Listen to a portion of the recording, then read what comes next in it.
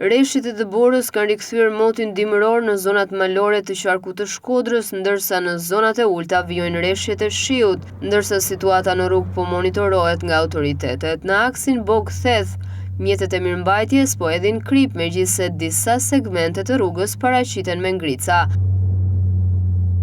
Ndërsa në qafëthore trashësia e Dëborës arrin rreth 15 cm dhe qarkullimi vijon normalisht. Në qytetin e Koplikut, rreshtet e Dëborës kanë krijuar një shtresë rreth 3 cm, ndërsa në Fusharës rreshtet e lehta vazhdojnë me trashësi 5 deri në 8 cm dhe rrugët mbeten të hapura. Në bashkinë Puk rreshtet e lehta arrin deri në 5 cm dhe për momentin nuk ka problematika në qarkullim.